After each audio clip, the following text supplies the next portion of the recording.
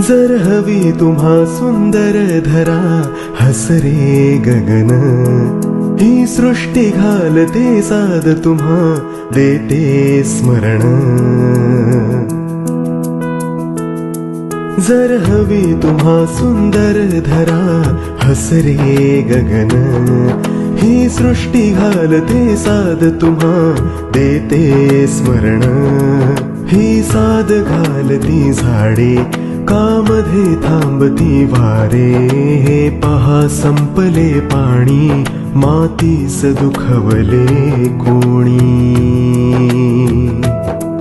ही जीवसृष्टी हा निसर्ग सुंदर मातीची पुण्याई, सांगती उद्याच्या पिढ्या म्हारे जपा जपा हिरवाई.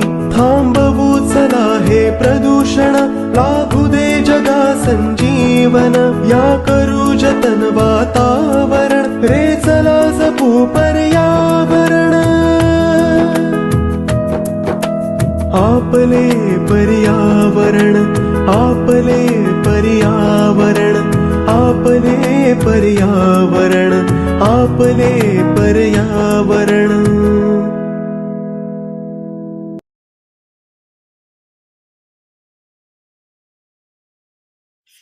नमस्कार मंडळी, मी सुरभी वालावलकर ठोसर.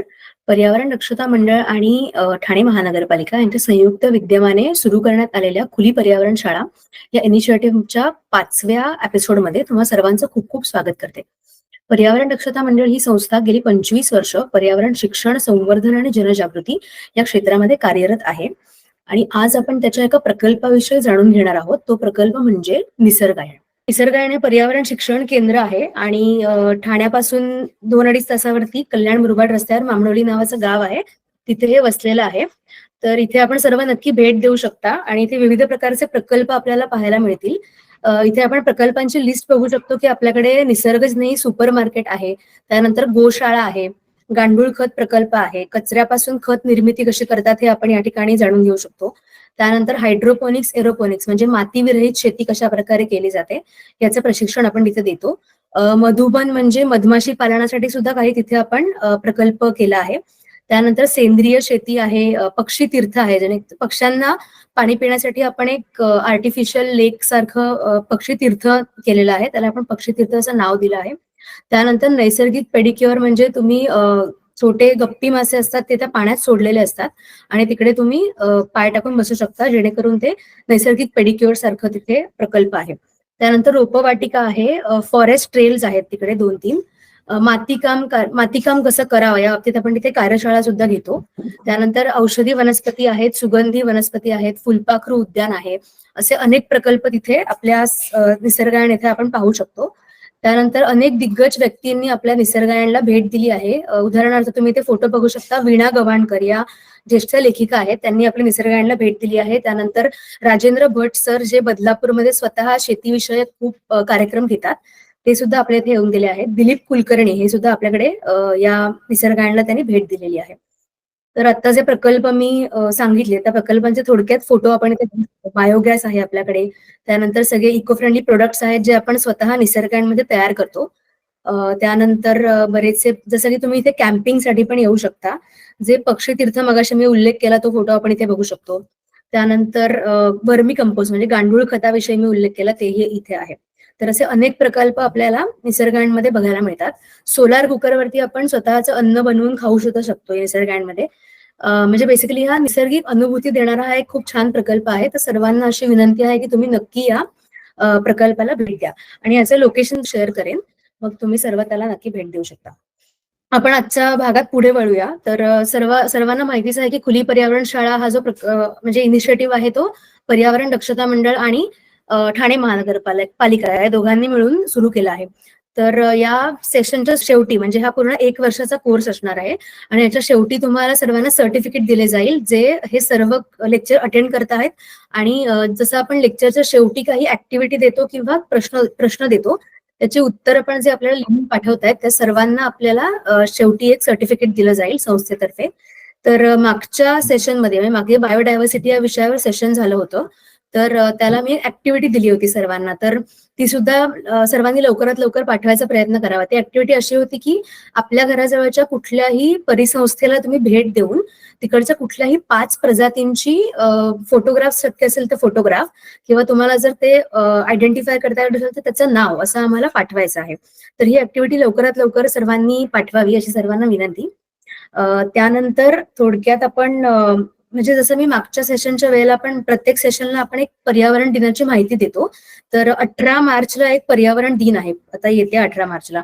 तर जर कोणाला माहिती असेल तर नेहमीप्रमाणे तुम्ही आपल्या चॅट बॉक्समध्ये तो टाकू शकता आणि नसेल माहित तर मी सेशनच्या शेवटी सर्वांना तो दिवस सांगेन. तर आपला विषय आहे वॉटर ऑडिट आणि हा विषय आपल्यासमोर मांडण्यासाठी आपल्यासोबत आहेत शुभम निकम. तर त्यांनी MSc environmental science KJ Somaiya कॉलेजमधून केलं आहे. त्यानंतर त्यांनी आपण आपल्या पर्यावरण दक्षता मंडळातर्फे दरवर्षी एक नॅशनल कॉन्फरन्स होते वर्ल्ड वेटलँड डेच्या निमित्ताने, म्हणजे 2 फेब्रुवारी. तर त्यामध्ये त्यांनी water quality of Thane creek या विषयावरती रिसर्च पेपर प्रेझेंट केला आहे. त्यानंतर त्यांनी विविध प्रकारचे खाडीच्या सर्वे बाबतचे विविध प्रोग्राम्स त्यांनी ऑर्गनाईज केलेले आहेत. त्यानंतर क्लीन क्रीक मुवमेंट 24 असं मी आता म्हटलं की आपण दरवर्षी कॉन्फरन्स करतो. तर यावर्षीची कॉन्फरन्स मुंबई युनिव्हर्सिटीमध्ये झाली होती. तर त्या कॉन्फरन्सचे संपूर्ण म्हणजे प्रमुख म्हणजे ते कॉन्फरन्स ऑर्गनाईज करण्यामध्ये खूप मोठा वाटा होता तो शुभम निकम यांचा होता. आणि ते सध्या प्रोजेक्ट मॅनेजर पर्यावरण दक्षता मंडळमध्ये आहेत जल साक्षरता या प्रकल्पासाठी. तर मी आता जास्त वेळ न घेता शुभम निकम यांना विनंती करते की त्यांनी आपले सेशन सुरू करावे. नमस्कार सगळ्यांना. सर्वात प्रथम सगळ्या महिलांना हॅपी वुमेन्स डे. आणि आज आपण आपल्या सत्राला सुरू करूया. जसं तुम्हाला माहितच आहे की आपल्या पृथ्वी तलावर 97% पाणी आहे आणि त्याहूनही 2 ते 3% पाणी हे पिण्यायोग्य आहे. तर ते 2 ते 3% पाणी हे सुद्धा आपण दूषित करत चालले आहोत. वाढत्या लोकसंख्येमुळे, इंडस्ट्रियलायझेशनमुळे, शहरीकरणामुळे आपण पाण्याचं प्रदूषण करत आहोत. पाण्याचं प्रदूषण होत आहे त्यामुळे काय होत आहे तर पाण्याची टंचाई सुरू झालेली आहे. काही शहरांमध्ये भरपूर प्रमाणात पाणी पुरवठा केला जातो आणि काही भागांमध्ये पाणी पुरवठा हा फार कमी प्रमाणात केला जातो. तर पहिलं आपण भारताची सद्यस्थिती जाणून घेऊया पाण्याबद्दलची. जसं तुम्हाला दिसत आहे की भारताची सध्याची लोकसंख्या ही जवळजवळ 140.76 क्रोर्स आहे, म्हणजे 1 अब्ज एवढी आहे. आणि त्यातच आपल्याला 135 litres per capita per day म्हणजे 135 लिटर हा आपला अॅन्युअल ऍव्हरेज आहे. आपण 365 दिवसांमध्ये आपण 135 लिटर वापरतो प्रत्येक दिवशी आणि आपल्याला एवढा पाणी पुरवठा देखील केला जातो. भारतात आपल्याकडे 5334 धरणे आहेत आणि ह्या धरणांचा मुख्य उद्देश काय आहे तर पाणी पुरवठा करणे, शेतजमिनीला पाणी पुरवणे आणि जलविद्युती निर्मिती करणे म्हणजे वॉटर इलेक्ट्रिसिटी जनरेट करणे. यामध्ये आपल्याला दिसून येते की आपल्याकडे असलेले पाण्याची उपलब्धता आणि त्याचा वापर यामध्ये मोठी तफावत आढळून येते. आपल्या मुंबईमध्ये 7 धरणं आहेत आणि त्या 7 धरणांमधून आपल्याला प्रत्येक दिवशी 3850 मेगा लिटर्स पाणी पुरवठा केला जातो.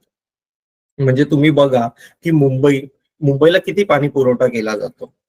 आपल्या मुंबईतील एक व्यक्ती दररोज 240 लिटर पाणी वापरते आणि जर तुम्ही इंडियन रेकॉर्ड्स मध्ये जाल तर मुंबई ही सगळ्यात वापर करणारं शहर आहे. तर पाणी अमूल्य आहे का? तुम्हाला हा प्रश्न पडतो का कधी? आपण आपल्या दैनंदिन जीवनामध्ये जसे पैसे कमीत कमी खर्च करायचा प्रयत्न करतो, काटकसर करतो, पैसे जमा करतो, आपण आपल्या घराच्या बाहेर पडताना आपण आपले विजेची उपकरणं बंद करतो. का करतो? कारण आपण जी वीज वापरतो त्यावर आपल्याला एक आकार पडतो, म्हणजेच आपल्याला एक बिल येतं आणि त्या बिलाचे आपण पैसे मोजतो. ते आपण विजेचे पैसे मोजतो म्हणून ते आपण त्याला महत्व देतो. पण पाण्याचं काय? आपण खरंच पाणी महत्वाचं नाही का? आपण आपल्या दैनंदिन जीवनामध्ये साधं ब्रश करताना आपला नळ चालू ठेवतो, गाडी करताना नळ चालू ठेवतो किंवा कपडे धुताना, आंघोळ करताना आपण पाण्याचा अपव्यय करतो. सगळ्यात जास्त प्रमाणात पाणी आपल्याला भेटतं म्हणून पाणी अमूल्य आहे का? नाही ना. मग आपल्याला काय केलं गेलं पाहिजे तर जसं आपण पैशांचं ऑडिट करतो, म्हणजेच मनी ऑडिट करतो आपण प्रत्येक वर्षाला करतो, तसंच आपण एक वॉटर ऑडिट केलं पाहिजे. तर तुम्हाला असं वाटेल वॉटर ऑडिट एक सायंटिफिक टर्म आहे का? तर तसं नाही आहे. तर वॉटर ऑडिट म्हणजे काय? जल लेखा परीक्षण. म्हणजेच आपण वॉटर ऑडिटचं पाण्याचा वापर हा गुणात्मक आणि परिमाणात्मक विश्लेषण करतो. म्हणजे आपल्याला पाण्याचा वापर कमी करता येईल किंवा पुनर्वापर करता येईल. तर तो कसा? तर याच्यामध्ये काही स्टेप्स आहेत. वॉटर ऑडिट करण्यासाठी काही गोष्टी आपल्याला लागत नाहीत, म्हणजे वॉटर मीटर किंवा अशा गोष्टी लागत नाहीत. ते तुम्ही घरच्या उपलब्ध असलेल्या वस्तूंमधून सुद्धा करू शकता. तर ते कसे? तर आज आपण या सत्रामध्ये जाणून घेऊ. तर या ऑडिट प्रोसेसमध्ये आपली पहिली स्टेप येते ती म्हणजे प्रिपरेशन, आणि त्या प्रिपरेशन मध्ये येते ती म्हणजे आपल्याला एक टाइम पिरियड ठरवावा लागतो. टाइम पिरियड म्हणजे काय? तुम्ही दिवसाला एकदा ऑडिट कराल किंवा आठवड्यातून एकदा ऑडिट कराल किंवा वर्षातून एकदा ऑडिट कराल. वॉटर ऑडिट म्हणजेच काय? तर तुमच्या घरी येणारं पाणी याचा तुम्ही योग्य ते वापर करून ते बाहेर तुमच्या घरातून जाते की नाही हे चेक करण्याची प्रोसेस. आणि त्याच्यासाठी येतं ते म्हणजे काही मेजरमेंट्स येतात. त्याच्यानंतर येतं ते म्हणजे एक्झिक्युशन. एक्झिक्युशन मध्ये काय करतो आपण? तर काही कॅल्क्युलेशन्स करावे लागतात. म्हणजे काय? तर आपल्याला घरातील नळ, आपल्याला येणारा पाण्याचा सप्लाय हा कुठून येतो, किती पाईप्स आहेत, किती लिकेजेस आहेत, या सगळ्याबद्दल आपण जाणून घेतो आणि त्याच्यानंतर आपण त्याचा एक रिपोर्ट तयार करतो. आणि शेवटी येतं रिपोर्टिंग फेजमध्ये ते म्हणजे इम्प्लिमेंटेशन. आपल्याला जे ऑब्झर्वेशन दिसतात, म्हणजे ज्या आपल्याला गोष्टी दिसतात, त्यांचं आपण एक सोल्युशन काढतो. जसं आपला नळ खराब असेल, उदाहरण म्हणजे जसं आपला नळ खराब असेल तर त्याच्यासाठी आपण काय करू शकतो, त्याचं आपण सोल्युशन काढतो आणि ते तेव्हा इम्प्लिमेंट करतो. तर आता आपण ह्या स्टेप्स अजून डिटेल्समध्ये जाणून घेऊया. पहिला जसं मी बोललो की आपण आपला एक ऑडिट टाइम ठरवतो, म्हणजे तुम्ही वर्षातून एकदा कराल, आठवड्यातून एकदा कराल किंवा वर्षातून एका महिन्यासाठी कराल पूर्णपणे. हे ठरल्यानंतर तुम्ही तुमचा आयडेंटिफाय द सोर्स करायचा. म्हणजे काय? की तुम्ही तुमचा स्रोत ओळखायचा. तुमच्या घरी पाणी कुठून येतं? पहिला म्हणजे म्युन्सिपल सप्लाय मधून येतं किंवा बोरवेल मधून येतं किंवा टँकर मधून येतं किंवा विहिरीतून येतं. हे तुम्हाला कळल्यावर तुम्ही सेकंड स्टेपकडे जाता. सेकंड स्टेप अशी आहे की ड्रॉइंग ऑफ मॅप, नकाशाचे चित्रीकरण, रेखाचित्र. तर ते कसे? जसं तुम्हाला ह्या स्लाइड मध्ये दिसतंय की पहिला तुम्हाला फ्लो कळला जातो. ह्या पहिल्या चित्रामध्ये दिसतंय तुम्हाला पहिला फ्लो कळला जातो. तुमच्या घरी पाणी टँकर मधून येतंय की बीएमसी सप्लाय करते किंवा टीएमसी सप्लाय करते. त्यातून ते पाणी कुठे जातं? तर तुमच्या अंडरग्राऊंड टँक असते किंवा डायरेक्ट तुमच्या घरी येतं. त्या अंडरग्राऊंड टँक मध्ये जर येत असेल तर तिथून आपण पाणी ओव्हरहेड टँक मध्ये चढवतो आणि तिथून ते पाणी आपण वेगळ्या वेगळ्या प्रक्रियांसाठी वापरतो. जसं वॉशिंग असेल किंवा टॉयलेटमध्ये असेल किंवा आपल्या घरी जर झाडं असेल किंवा गार्डन असेल त्यासाठी किंवा पिण्यासाठी आपण त्या पाण्याचे पूर्णपणे मॅपिंग करतो. म्हणजे ह्या दुसऱ्या चित्रामध्ये बघा तुम्ही, आपल्याला इथून पाणी येत आहे, ते आपल्या अंडरग्राऊंड टँक मध्ये जात आहे, तिथून पंप हाऊस मध्ये जात आहे, त्या पंप हाऊस मधून आपल्या घरातील वॉटर टँक मध्ये जात आहे आणि तिथून वेगळे पाईप्स कनेक्ट करून ते सगळं पाणी आपल्या घरामध्ये, म्हणजे जसं टॉयलेट असेल किंवा एखादी लॅब असेल किंवा कुठल्याही जिथे नळ असेल तिथे ते पाणी सप्लाय केलं जातं आणि तिथून ते पाणी बाहेर केलं गेलं जातं. त्यानंतर तिसरी स्टेप येते ती म्हणजे आपण किती पाणी स्टोअर करतोय. आता यासाठी जर तुम्ही तुमच्या घराजवळच्या विहिरीतून किंवा बोरवेल मधून पाणी घेत असाल, तर जर तुम्हाला समजायचं असेल की तुम्ही किती पाणी घेत आहात, तर त्यासाठी तुम्ही काय कराल, तर त्याचा एक फ्लो रेट काढून मेजर करायचा. त्यासाठी तुमच्या घरातील एक 10 लिटरची बादली घ्यायची तुम्ही आणि तुमचा फोन किंवा एक स्टॉप वॉच घ्यायचा. त्याच्यामध्ये तुम्ही टायमर लावायचा आणि पंप चालू करायचा. 10 लिटरची ही बादली भरण्यासाठी लागणारं पाणी आणि त्यासाठी लागणारा वेळ हे तुमचं फ्लो रेट होतो. आणि असं तुम्ही तो पंप दिवसाला किती वेळ चालू ठेवता ह्याच्यावरून तुम्ही सांगू शकता की तुमच्या घरामध्ये तुम्ही किती पाणी स्टोअर करता. जर तुमच्या घरी म्युन्सिपल सप्लायनी पाणी येत असेल तर तुम्ही तुमच्या येणाऱ्या वॉटर बिल वरून स्टोरेज कॅपॅसिटी काढू शकता किंवा तुमच्या घरी असलेल्या वॉटर मीटर वरून ते तुम्हाला कळते. या चित्रामध्ये तुम्हाला दिसून येईल हे वॉटर मीटर आहे. ह्याच्यामध्ये हे जे रिडिंग्स आहेत, इथे तुम्हाला टोटल कन्झम्पशन कळतं. कन्झम्पन मध्ये तुम्ही किती पाणी वापरताय. त्यानंतर तुम्हाला इथे एक प्रेशरचं बटन दिलं असतं आणि एक लो इंडिकेटर फ्लो दिला असतो. त्यावर तुम्हाला पाण्याचा फ्लो कळून येतो. आता ह्या सगळ्या गोष्टी तुम्ही जाणल्यानंतर काय करायचं, तर तुमचा वॉटर ऑडिटचे ऑब्झर्वेशन्स नोट डाऊन करायला सुरू करायचे. पहिला तर तुम्ही फ्लो चार्ट बनवता, म्हणजे तुमच्या घरात पाणी कुठून येतं, ते कुठे जातं आणि कुठल्या कुठल्या दिशेला जातं. त्यानंतर तुम्ही तुमच्या घरातील नळांची मोजणी सुरू करायची. नळांची मोजणी सुरू करताना तुम्हाला दिसून येतं की तुमच्या घरातील नळ कुठल्या कंडिशन मध्ये आहेत. त्याच्यानंतर तुम्ही कुठल्या कुठल्या ऍक्टिव्हिटीज आणि ते नळ किती किती वेळा वापरता. जर आता इथे एक चार्ट दिलेला आहे मी. आता ह्याच्यामध्ये काही ऍक्टिव्हिटीज आहेत. एक साधं उदाहरण म्हणजे जर तुम्ही आंघोळ करत असाल तर आंघोळीला लागणारं पाणी हे जवळजवळ आपण 100 लिटर वापरतो. जर तुम्ही दिवसाला 2 वेळा आंघोळ करत असाल तर तुम्ही या कॉलम मध्ये 2 टाकायचं, 2 टाइम्स अ डे. आणि पुढे त्याचं मल्टिप्लिकेशन होतं, म्हणजे 100 × 2 हे झाले 200 लिटर. आणि जर तुमच्या घरात जर 4 जण असतील तर त्या 4 × 200 आणि असं तुम्ही 800 लिटर पाणी हे फक्त आंघोळीसाठी वापरता. आणि असंच तुम्ही ह्या दिवसातील बऱ्याचशा ऍक्टिव्हिटीज मधून तुमचं टोटल कन्झम्पशन पर डे हे काढू शकता. अशी एक शीट आहे, याच्यामधून तुम्ही तुमचं टोटल कन्झम्पशन पर डे काढू शकता. आता ह्यामधून काय होतं, तर तुम्हाला बरेचसे ऑब्झर्वेशन्स भेटतात. जर तुमच्या बिल्डिंगला एखादा पर्सन पाणी सोडत असेल तर त्यांना काही प्रश्न विचारायचे, म्हणजे तुमच्या व्हॉल्व्हची कंडिशन काय आहे, तुमच्या पंप्सची कंडिशन काय आहे, तुमचं काही सेन्सर लावलेलं आहे का. कधी कधी पाणी जेव्हा येतं आपल्याकडे ते ओव्हरफ्लो होतं. त्या ओव्हरफ्लोसाठी मॉनिटरिंग मेकॅनिझम्स लावले आहेत का. तुमच्या घरी जरी पाण्याची टाकी असेल तरी आपण एक ओव्हरफ्लो पाईप लावलेला असतो. त्या ओव्हरफ्लो पाईप मधून आपण किती टक्के पाणी घालवतो हे सुद्धा तुम्हाला कळून येते. आता प्रत्येक आउटलेटला आपल्याकडे एक नळ असतो. याच ऑडिट मधून तुम्हाला हे देखील कळतं की त्या नळाची कंडिशन काय आहे. तो नळ गंजलेला आहे का, तुटलेला आहे का, तर त्याच्यामधून पाणी किती गळतंय हे सुद्धा तुम्ही काढू शकता. तर कसं काढू शकता, तर त्याखाली तुमचा जो मग असतो घरातील तो ठेवून द्यायचा आणि तो नळ त्याच कंडिशन मध्ये ठेवून द्यायचा. तो मग भरायला किती वेळ लागतो हे झालं तुमचं लिकेज फॅक्टर. आणि अशा प्रकारे तुम्हाला तुमच्या घरातील सगळ्या नळांची कंडिशन देखील समजू शकते.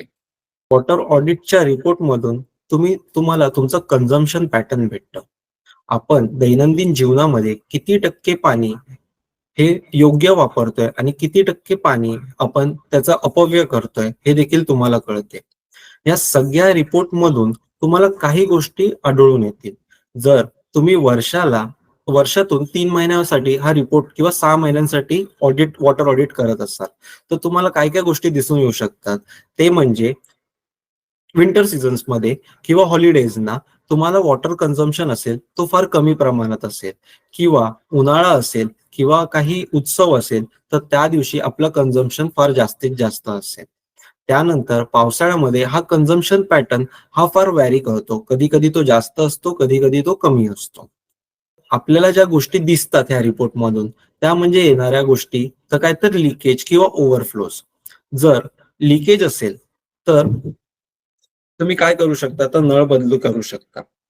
आता ह्यामध्ये तुम्ही पहिली गोष्ट करायची, आपल्याला नकाशावरून कळतं की कुठल्या कुठल्या पॉइंटला आपल्याला लॉस दिसतोय.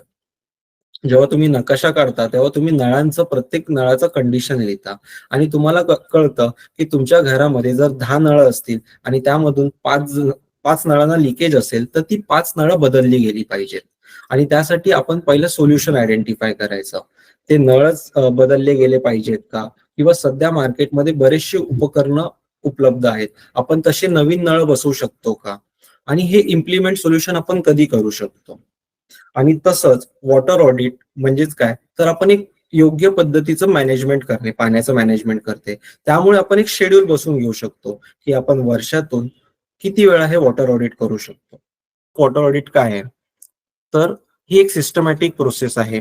ह्याच्यामधून तुम्हाला बरेचसे सरप्राइझिंग रिझल्ट भेटतात. म्हणजे जसं मी सांगितलं की तुम्हाला उन्हाळ्यामध्ये किंवा फेस्टिवल्समध्ये तुम्हाला पाण्याचं कन्झम्पशन पॅटर्न कळतं. ते कधी कधी जास्त असतं, कधी कधी कमी असतं. या सगळ्या सरप्राइझिंग रिझल्ट कळू शकतात. कधी कधी तुम्हाला नळ गळके सापडतील, लिकेजेस सापडतील, कधी कधी तुम्हाला पाईप सुद्धा गळके सापडतील. कधी असं पण होईल की most of the water loss आपल्याला ह्या वॉटर ऑडिट मधूनच काढता येतो आणि आपल्याला त्या सोल्युशन्सवर वर्क करताना खूप इझी पडतं या वॉटर ऑडिट मधून. आणि आपल्याला मेन म्हणजे आपल्या वर्षभराचा किंवा आपला स्वतःचा वॉटर कन्झम्पशन पॅटर्न कळतो. आपण खरंच ह्या पाण्याचा योग्य तो वापर करतोय की नाही हे कळून येतं. आणि हे कसं आपल्याला मदत करतं, तर आपण जो पाण्याचं बिल भरतो ते ह्या वॉटर ऑडिट करून आपण ते कमी करू शकतो.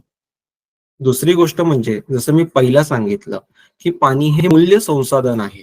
तर water consumption helps our cities. आपल्या काही भागांमध्ये पाणी पुरवठा फार जास्त प्रमाणात केला जातो आणि काही भागांमध्ये फार कमी प्रमाणात केला जातो. त्यामुळे शहरावर खूप स्ट्रेस पडला जातो पाण्याच्या स्त्रोतावर. आणि हेच आपण वॉटर ऑडिट केल्यामुळे आपल्याला तिकडचं कन्झम्पशन पॅटर्न कळतो आणि ज्या भागांमध्ये पाणी पुरवठा कमी केला जातो त्या भागांमध्ये हा पाणी सप्लाय आपण परत वाढवू शकतो. त्याच्यानंतर येतं ते म्हणजे a water audit will help reduce wastage and unnecessary use. Water ऑडिटमुळे आपल्याला कन्झम्पशन पॅटर्न कळतं. आपण जर आंघोळीला जास्त प्रमाणात पाणी वापरत असू तर तो आपण कमी करू शकतो. त्याच्यानंतर येतं ते म्हणजे इन्क्रीज अवेअरनेस. इन्क्रीज अवेअरनेस म्हणजे काय? वॉटर ऑडिट करून आपण जास्तीत जास्त लोकांमध्ये आपण पाण्याचं मूल्य हे लोकांना सांगू शकतो व त्यांना ते पटवून देऊ शकतो हे केल्यामुळे. आणि ह्याचा जास्तीत जास्त अवेअरनेस हा लहान मुलांमध्ये केला गेला पाहिजे. जेव्हा लहान मुलं किंवा शाळेतील विद्यार्थी हे वॉटर ऑडिट करतील तेव्हा त्यांच्यामध्ये ही जनजागृती होईल. आणि आपण प्रत्येक शालेय विद्यार्थ्यांना हे वॉटर ऑडिटचा एक प्रोजेक्ट देऊ शकतो. आता हे काही मार्ग आहेत जेणे आपण पाणी वाचवू शकतो. जसं टॉयलेटमध्ये आपलं जे फ्लश वॉटर असतं त्याची काही लेवल असते, ती लेवल आपण कमी करू शकतो. किंवा आपले जे नळ आहेत सध्या इथे दाखवलं पहिल्या चित्रामध्ये जसं एरेटर्स दाखवलेले आहेत, हे लो फिक्स्चर टाइप्स आहेत. अशी उपकरणं सध्या मार्केटमध्ये उपलब्ध आहेत. ही थोडी कॉस्टली पडतात, पण ही आपण जर एकदा घरी बसवली तर आपण 80% ऑफ वॉटर सेव्ह करू शकतो. काही फॉसेट्स आहेत, काही मिस्ट आहेत, जसं ह्या तिसऱ्या चित्रामध्ये दिसतंय. इथे वॉटर मिस्ट फॉर्म मध्ये केलं जातंय आणि इथे ते स्प्रिंकल केलं जातंय. असे बरेचसे एरेटर्स किंवा फ्लो रेग्युलेटर्स सध्या मार्केटमध्ये उपलब्ध आहेत. ह्याचा आपण वापर करून आपण पाण्याची बचत करू शकतो. जर आपल्याकडे गार्डन असेल तर आपण आपले जे होज असतात म्हणजे जिथून पाणी स्प्रिंकल केलं जातं किंवा दिलं गेलं जातं त्याच्यावर आपण चेक करून ठेवण्यात आलं पाहिजे. जेव्हा आपण पाण्याचं कनेक्शन बंद करतो त्याच्यातून पाणी गळतंय का किंवा लिकेज आहे का ह्याच्यावर आपलं लक्ष असलं पाहिजे. त्याच्यानंतर जर आपली शेत जमीन असेल तर आपण ड्रीप इरिगेशन मेथड वापरू शकतो. तर त्यानंतर आपण नेटिव्ह ट्रीज प्लांट करू शकतो ज्यांना कमीत कमी पाणी लागतं. आपल्याकडे एक्झॉटिक ट्रीज लावले जातात जे आपलं वॉटर टेबल डिप्लीट करत चालले आहेत, पण त्यावर एकच उपाय तो म्हणजे आपल्या नेटिव्ह ट्रीज लावणे. आणि त्याच्यानंतर सगळ्यात महत्वाची गोष्ट म्हणजे झाडांना सुद्धा एक योग्य पद्धतीने पाणी घालावं लागतं. ते पाणी स्प्लॅशिंग करण्यापेक्षा तुम्ही जेव्हा त्याच्या मुळाशी घालता तेव्हा तो सगळ्यात जास्त पाणी शोषून घेऊ शकतो. आणि पाण्याच्या अपव्ययावर सगळ्यात मेन किंवा एकच उपाय तो म्हणजे आपण आपल्या घरच्या घरी वॉटर ऑडिट करून पुढच्या स्टेपसाठी जाऊ शकतो, ती म्हणजेच रेन वॉटर हार्वेस्टिंग सिस्टीम. आणि ह्या सगळ्या गोष्टी करून आपण फक्त पाण्याचे कन्झर्वेशन म्हणजे जतन नाही करत आहोत किंवा पैसे नाही वाचवत आहोत, तर आपण एक नैसर्गिक संसाधन देखील वाचवत आहोत. आणि ह्याच विचाराने आपण वॉटर ऑडिट किंवा सेव्ह वॉटर हे केलं गेलं पाहिजे. तर सगळ्यांना धन्यवाद. खूप खूप धन्यवाद शुभम. आता आपण प्रश्नोत्तर सेशनकडे वळूया. जर कोणाला काही प्रश्न असतील तर त्यांनी इतर स्वतःला अनम्यूट करून विचारावे किंवा चॅट बॉक्स मध्ये सुद्धा टाकू शकता. इन्फॉर्मेटिव्ह सेशन होतं. मला एक प्रश्न विचारायचा आहे. टोटल कन्झम्पशन ऑफ वॉटर हे प्रति व्यक्ती किती असावं अंदाजे? मॅडम 100 लिटरच्या आतमध्ये मॅडम. कन्झम्पशन ऑफ वॉटर आहे ना, हे शहर आणि गाव आणि छोटं शहर याच्या पातळीवरती वेगवेगळं असतं. म्हणजे शहरामध्ये एका घरामध्ये 2 बाथरूम असतात किंवा 3 बाथरूम असतात, तेवढी टॉयलेट असतात आणि त्यामुळे त्यांचं कन्झम्पशन आहे ते वाढत जातं. स्वच्छतेच्या सगळ्या संकल्पना ज्या आहेत ना, जेवढ्या आपण टायडी घरात राहतो तेवढ्या आपल्या स्वच्छतेच्या संकल्पना सगळ्या जास्त असतात आणि त्या अधिक पाणी कन्झ्युम करण्यावरती असतात. काही झालं की पाण्याने आपण ते स्वच्छ करतो आणि त्यामुळे सगळ्यात स्वच्छ घरं अशी जी बांधली जातात किंवा सगळ्यात काय म्हणतात ते सॉफिस्टिकेटेड घरं, त्या सॉफिस्टिकेटेड घरामध्ये प्रचंड मोठ्या प्रमाणावरती पाणी वापरायला लागतं तरच ती स्वच्छ राहू शकतात. आणि त्यामुळे त्यांचं पर कॅपिटा कन्झम्पशन म्हणजे जेवढं तुम्ही म्हणजे उंच टॉवरमध्ये जर तुम्ही गेलात तर पर कॅपिटा कन्झम्पशन हे प्रचंड जास्त जातं. ते 150 किंवा कदाचित 200 किंवा 250 लिटरच्याही वरती जातं. आणि जर तुम्ही त्याच्याच बाजूला असलेल्या झोपडपट्टीत गेलात तर ते 50 किंवा 30 लिटर मध्ये सुद्धा त्यांचा दिवस काढू शकतात असं मला वाटतं. हो सर, आपण पकडताना सगळ्यात जास्त पकडतो म्हणून मी 100 लिटरचं मेन्शन केलं सर. आणि त्याचा इंडियन रिपोर्ट मध्ये उल्लेख आहे पूर्ण. बरोबर आहे शुभम, परंतु असं माझ्या वाचनात पण आलंय की मुंबई आणि दिल्ली किंवा आपल्या ठाण्यासारख्या शहरात पण आता प्रति व्यक्ती साधारणतः पर डे 230 ते 250 लिटर पाणी इतकं वापरतं. त्यामुळे आपल्याकडे पाण्याचा वापर आहे प्रति व्यक्ती हा बऱ्यापैकी जास्त आहे. तो कमी करण्यासाठीच आजचं जे सत्र आहे हे उपयोगाचं ठरेल. हो बरोबरच मॅडम. मला वाटतं मनोहर पाटील सरांनी हँड रेस केलेला. ऍक्च्युली पूर्णिमा मॅडमने जे सांगितलं ते बरोबर आहे. 240 लिटर पर व्यक्ती पर डे एवढं आपलं कन्झम्पशन मुंबईसाठी आहे. आणि हे ऍव्हरेज घेतलं तर साधारणतः महाराष्ट्रामध्ये 140 लिटर ऑल ओव्हर महाराष्ट्र असं 140 litre per person per day एवढं आपलं आहे. म्हणजे एका फॅमिलीमध्ये जर 4 असतील तर साधारणतः 600 लिटर्स पर डे एवढी वॉटर कन्झम्पशन आहे. हो सर बरोबर आहे. कारण काय जे water consumption varies from city to city. आता उदाहरणार्थ आमच्या जळगाव शहरामध्ये जर गेलं तर तिथे 8 दिवसानंतर पाणी येते.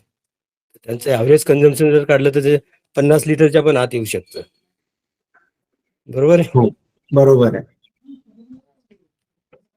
धन्यवाद. मी ना वसंत विहार शाळेची शिक्षिका आहे. मला खूप आवडलं हे सगळं तुमचं, पण हे मूळ विद्यार्थ्यांना समजावं म्हणजे तिथून सुरुवात व्हावी की ज्यामुळे सेव्ह वॉटर हे घरातनं सुरू होईल. तर विद्यार्थ्यांना समजून सांगताना कसं घ्यायचं म्हणजे ऍक्टिव्हिटी म्हणजे तुमच्याकडनं कोणी येतं का किंवा आमच्याकडच्या कोणाला तुम्ही ट्रेंड करता का? हो तर ऍक्च्युली आमचं पर्यावरण दक्षता मंडळाचं एक ग्रीन लिव्हिंग कन्सल्टन्सी म्हणून एक प्रकल्प आहे ज्यामध्ये आम्ही शाळांचं किंवा कॉलेजेसचं ऑडिट्स करतो. एनर्जी ऑडिट असेल, वॉटर ऑडिट असेल, वेस्ट ऑडिट असेल किंवा ग्रीन ऑडिट असेल, हे आम्ही ह्या ग्रीन लिव्हिंग कन्सल्टन्सी मार्फत करतो. तर तुम्ही आम्हाला कॉन्टॅक्ट केलात तर आम्ही तुम्हाला ते नक्की करून देऊ. त्याच्यामध्ये आपण एक पहिलं ऑडिटचं एक सत्र घेऊ, असंच एक छोटंसं प्रेझेंटेशन घेऊ आणि त्यानंतर आपण मुलांकडून ती ऍक्टिव्हिटी कम्प्लीट करून घेऊ.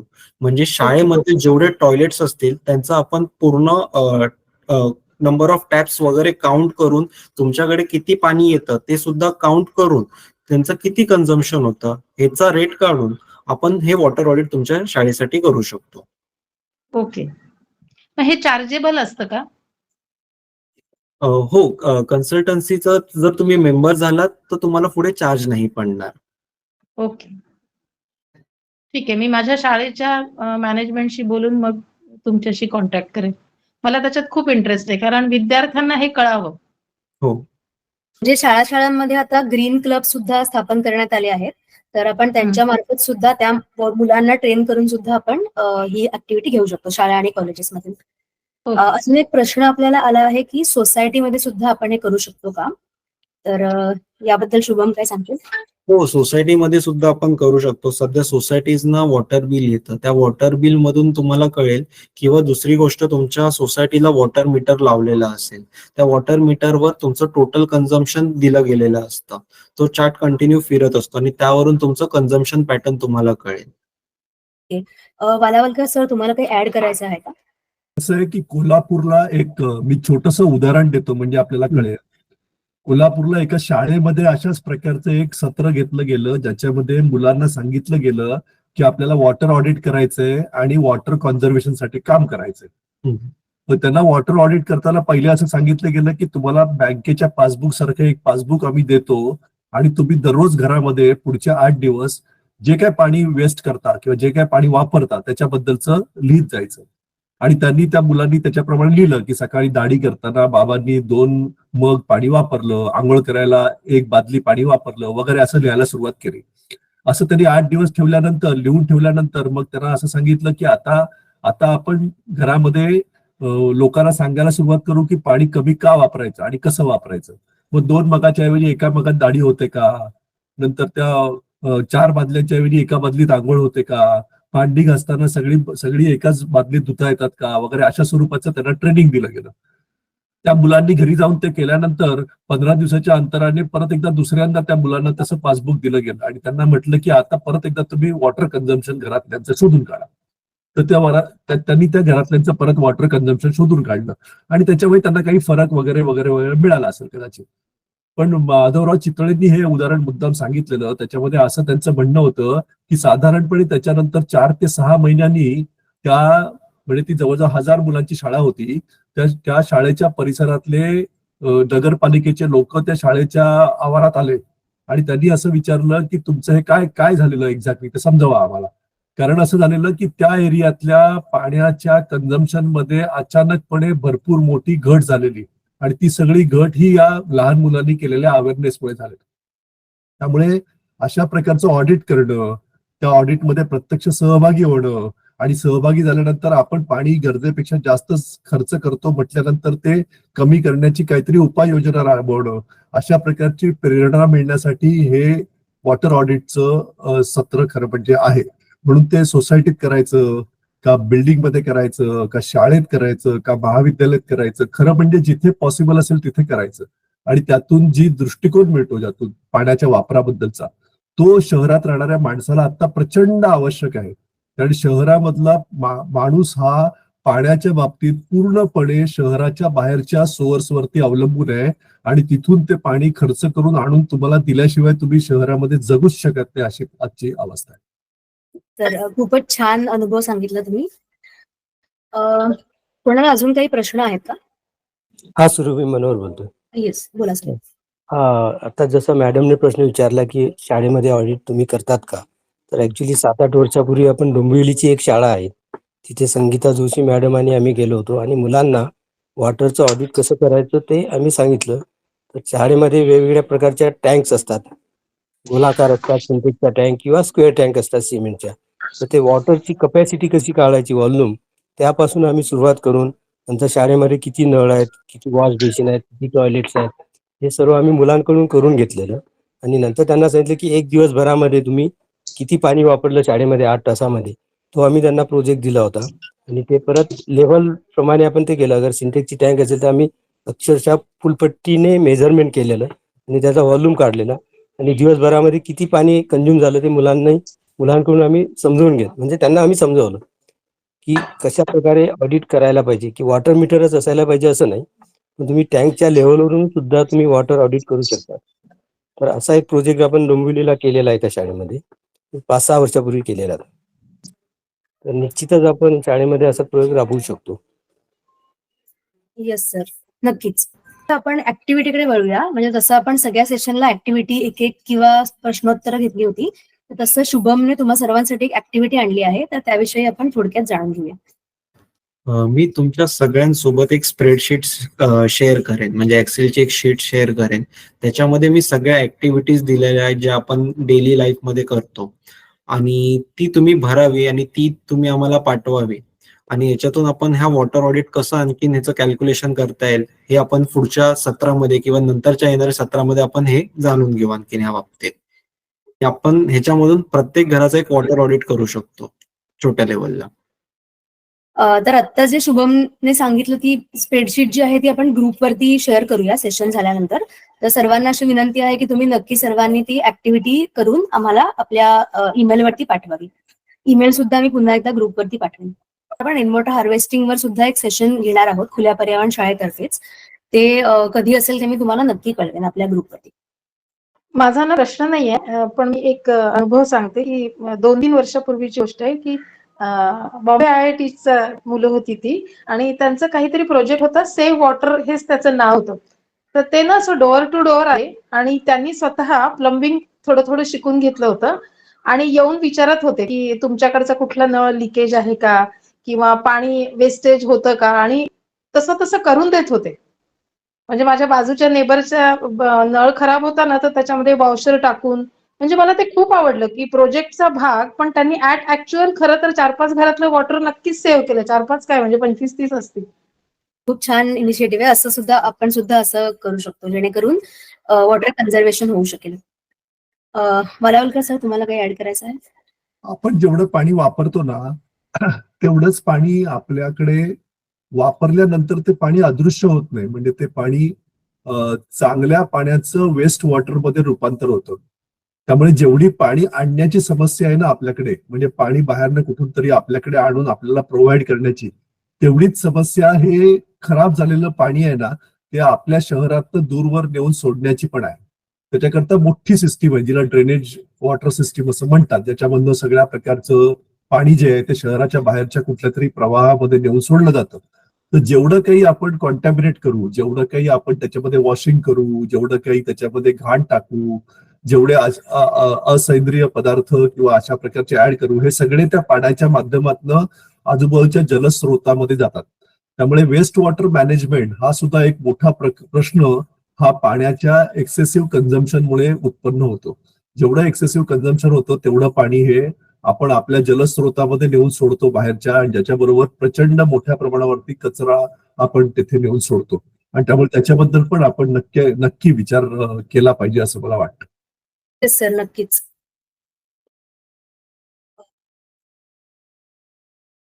ओके, तर आपण आता कार्यक्रमाच्या शेवटाकडे आलो आहोत. तर पुन्हा एकदा मला आपल्या वक्त्यांचे खूप खूप आभार मानू इच्छिते मी, की त्यांनी आज आपल्याला वॉटर ऑडिट या विषयावरती अतिशय छान माहिती दिली, आणि त्यानंतरची चर्चा पण खूप छान रंगली, आणि सर्व श्रोत्यांचे सुद्धा आभार की त्यांनी बरंच काही कॉन्ट्रीब्युट सुद्धा केलं चर्चेमध्ये. त्यातूनही बऱ्याच प्रकारची माहिती सर्वांना मिळाली आहे. तर आपण आता सेशनच्या पुढच्या भागाकडे वळूया. थँक्यू सुरभी. सुरुवातीला आपण एका दिवसाविषयी मी सांगितलं होतं. तर 18 मार्चला ग्लोबल रिसायकलिंग डे असतो. तर त्याविषयी म्हणजे ग्लोबल रिसायकलिंग डे म्हणजे जागतिक पुनर्चक्रीकरण दिन. म्हणजे यामध्ये आपण जेव्हा एखादी गोष्ट वापरतो किंवा आपण एखादी गोष्ट विकत घेतो, तेव्हा आपल्याला त्या गोष्टीचं शेवट सुद्धा किंवा त्या गोष्टीचं भविष्य काय हे सुद्धा जाणून आपण त्या गोष्ट विकत घेतली पाहिजे. कारण की बऱ्याच गोष्टी आपण घेतो, म्हणजे for example single use plastic किंवा अशा ज्या गोष्टी असतात ज्या आपण एकदा वापरतो आणि फेकून देतो, तर यामध्ये बऱ्याच प्रमाणामध्ये निसर्गाचं नुकसान होतं या सगळ्यातून. तर आपल्याला या वेळेला म्हणजे जेव्हा आपण विचार करू याच्या पुढे आपण एखादी गोष्ट जेव्हा घेऊ, तेव्हा आपल्याला विचार केला पाहिजे की ती गोष्ट त्याचं एंड रिझल्ट काय असेल, आणि पुन्हा पुन्हा वापरल्याने त्या वस्तूच्या गुणवत्तेवरती परिणाम होईल का, किंवा ती गोष्ट एकदा वापरून फेकायची असेल तर मी त्याचं कुठे कुठे फेकू शकते ती, किंवा ती काय होईल त्या गोष्टीचं. तर सगळा विचार करून आपण यापुढे गोष्टी विकत घ्यायला पाहिजेत. याच्या सगळ्याबद्दलच अवेअरनेस क्रिएट करण्यासाठी ग्लोबल रिसायकलिंग डे हा 18 मार्चला साजरा केला जातो. आणि यावर्षीची ग्लोबल रिसायकलिंग डेची थीम आहे ती रिकॉग्नायझिंग युथ अशी आहे. म्हणजे या रिसायकलिंगच्या क्षेत्रामध्ये जे यंगर जनरेशन काम करत आहे त्या सर्वांना शोधून त्यांच्याविषयी माहिती किंवा त्यांच्या कुठल्या कुठल्या विषयामध्ये काम चालू आहे या सगळ्यावरती एक प्रकाश टाकण्यासाठी या दिवसाची थीम आहे की रिकॉग्नायझिंग युथ. आणि यामध्ये अजून एक मला सांगावं असं वाटतं की रिसायकलिंग आणि अपसायकलिंग ह्या दोन पूर्णपणे वेगळ्या गोष्टी आहेत. रिसायकलिंग आपण जेव्हा म्हणतो की एखादी गोष्ट आपण वापरून ती पूर्णपणे फेकून दिल्यानंतर त्या गोष्टीचा वरती पूर्ण प्रक्रिया होते. फॉर एक्झाम्पल आपण जर प्लास्टिक म्हटलं तर प्लास्टिकचं आपण एकदा वापरल्यानंतर ते जेव्हा फेकून देतो तेव्हा त्याचं श्रेडिंग केलं जातं, त्याचं लहान लहान भागामध्ये रूपांतर केलं जातं, आणि मग ते पुन्हा त्याच्यापासून पूर्णपणे नवीन गोष्ट बनवली जाते. याला रिसायकलिंग असं म्हणतात. आणि दुसरी गोष्ट आहे अपसायकलिंग. अपसायकलिंगचं उदाहरण असं देऊ शकतो की आपल्या घरातले एखादं फाटलेले कपडे असतील फॉर एक्झाम्पल, तर त्याचं आपण कापडाची पिशवी बनवू शकतो किंवा त्याचं पायपुसणं बनवतो. याला म्हणतात अपसायकलिंग. म्हणजे त्या गोष्टीवरती कुठल्याही प्रकारची प्रक्रिया न करता ती गोष्ट वापरणे, म्हणजे कुठल्याही प्रकारची सॉलिड प्रक्रिया न करता. त्याच्यामध्ये कुठल्याही प्रकारची मशिनरी इन्व्हॉल्व नसेल, कारण पिशव्या हे आपण घरच्या घरी सुद्धा बनवू शकतो. तर याला अपसायकलिंग असं म्हणतात. तर बेसिकली आपण जे प्लास्टिक रिसायकलिंग म्हणतो, तर आपण जे गोष्टी वापरतो, फॉर एक्झाम्पल बॉटल्स किंवा पेपरचे ग्लास वापरतो, तर हे सगळे अपसायकलिंगसाठी जातात, रिसायकलिंगसाठी जात नाही ते सगळे. त्यातल्या बऱ्याचशा गोष्टी अशा असतात की ज्या रिसायकलिंगला पाठवू शकतो आपण, पण त्याच्यामध्ये खूप मोठी प्रोसेस इन्व्हॉल्व असते. तर ह्या दोघांमधला खूप एक मोठा फरक आहे तो. तर याबद्दल पण तुम्हाला एक छोटी ऍक्टिव्हिटी आहे की जे तुम्हाला ह्याच्यामध्ये म्हणजे तुमच्या घरामध्ये एखादी गोष्ट असेल ती तुम्ही बिफोर आणि आफ्टर असा फोटो जर आम्हाला पाठवला, म्हणजे एखादी गोष्ट जी तुमची वापरून झाली असेल आणि त्यापासून तुम्हाला काही दुसरं बनवायचं असेल, तर तुम्ही बिफोर आणि आफ्टर असा फोटो आम्हाला पाठवू शकता. तर नक्की आम्हाला या ईमेलवरती तुम्ही फोटो पाठवा. ईमेल मी पुन्हा एकदा ग्रुपवरती पाठवते. तर रिसायकलिंग डे बद्दल आपण आता जस्ट माहिती घेतली. त्यानंतर अजून एक पुढचा विषय असा आहे की आता होळी येते आहे, म्हणजे साधारण 2 आठवड्यामध्ये आता होळीचा सण येतोय. तर होळी जी आपण खेळतो ती केमिकल रंगाने खेळतो किंवा रासायनिक रंगाने. तर याचे अनेक दुष्परिणाम होतात. तर यावरती उपाय म्हणून आपल्याकडे नैसर्गिक रंग सुद्धा उपलब्ध आहेत. तर आपण एखाद्या सोसायटीमध्ये किंवा शाळेमध्ये जर नैसर्गिक रंगांची कार्यशाळा घ्यायची असेल, तर आपण ती पर्यावरण दक्षता मंडळातर्फे घेतो. किंवा जर तुम्हाला रेडीमेड नैसर्गिक रंग हवे असतील तर ते सुद्धा आपल्या पर्यावरण दक्षता मंडळाच्या ग्रीन शॉपीमध्ये उपलब्ध आहेत. ग्रीन शॉपीचं ऑफिस आपल्या दादोजी कोंडदेव स्टेडियम मध्ये आहे. तर तुम्ही या खाली दिलेल्या क्रमांकावर संपर्क करून आपल्या होळीचे रंग तुम्हाला जर हवे असतील तर तुम्ही तिथे जाऊन ते नक्की घेऊ शकता. यानंतर मी तुम्हाला फक्त पुढच्या सेशन्सची माहिती सांगते. आता आजचं आपलं सेशन हे वॉटर ऑडिट वरती होतं. यानंतर आपले अजून पुढचे सेशन म्हणजे ह्याच्यानंतर साधारण 15 तारखेला जे सेशन आहे ते नैसर्गिक म्हणजे हवा आणि पाणी या विषयावरती होणार आहे. त्यानंतर त्याच्या पुढचं सेशन आहे जे 22 तारखेला ते होळीवरती होणार आहे, म्हणजे पर्यावरणपूरक होळी आणि त्याचे रंग कसे बनवायचे या विषयावर सुद्धा आपण एक सेशन घेणार आहोत. आणि त्यानंतरचे सेशन जे असणार आहे ते म्हणजे आता आपण बायोडायव्हर्सिटी या विषयावरती मागच्या सेशनमध्ये माहिती घेतली होती, परंतु आपण त्यात फक्त इंट्रोडक्शन टू बायोडायव्हर्सिटी असं विषय घेतला होता. परंतु आता पुढच्या सेशनमध्ये आपण त्या विविधतेला कुठल्या कुठल्या प्रकारचे धोके आहेत किंवा त्याचं कन्झर्वेशन आपण कशा प्रकारे करू शकतो या विषयावरती आपण पुढचे सेशन घेणार आहोत. तर पुन्हा एकदा सर्वांना विनंती आहे की तुम्ही याच्या पुढच्या सेशनला सुद्धा आपल्या खुल्या पर्यावरण शाळेसाठी उपस्थित राहावं नक्की. आणि पुन्हा एकदा सर्वांचे आभार की तुम्ही या सेशनला उपस्थित राहिलात आणि खूप छान पार्टिसिपेट केलं या सगळ्या सेशनमध्ये. तर तुम्हा सर्वांचे पुन्हा खूप खूप आभार आणि आपण पुढच्या शुक्रवारी भेटूया पुन्हा 4 वाजता. धन्यवाद.